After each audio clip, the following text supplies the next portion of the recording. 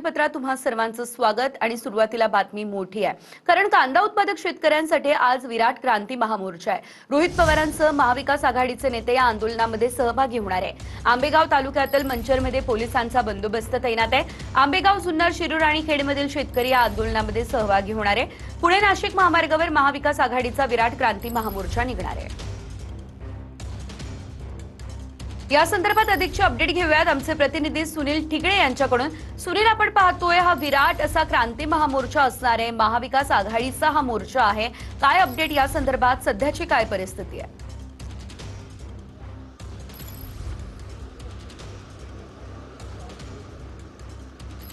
नक्कीच सेजल, ज्या पद्धतीने पाहिलं की शेतकऱ्याच्या कांद्याला कवडीमोल बाजारभाव मिळतोय आणि हीच ठेच लक्षात घेऊन खरं तर महाविकास आघाडी असेल आणि सर्वपक्षीय नेते असेल यांनी खरं तर आज महाविराट मोर्चाचं आयोजन खरं तर मंचर येथे करण्यात आलेलं पाहायला मिळतं। मी सध्या त्या ठिकाणी आलो ज्या ठिकाणी आंदोलन करणार आहे। या ठिकाणी पाहतो की मोठ्या संख्येने जो पोलिसांचा बंदोबस्त आहे तो खरं तर ठेवण्यात आलेला पाहायला मिळतोय। कारण की इकडे पाहिलं की सरकारच्या शेतकरी विरोधी धोरणामुळे कांद्याचे दर पडत असल्याने त्यामुळे शेतकऱ्यांमध्ये सरकारविरोधात मोठा प्रचंड रोष आहे आणि त्याच विरोधात आज आंबेगाव तालुक्यातील मंचर येथे आंदोलन होताना पाहायला मिळतंय।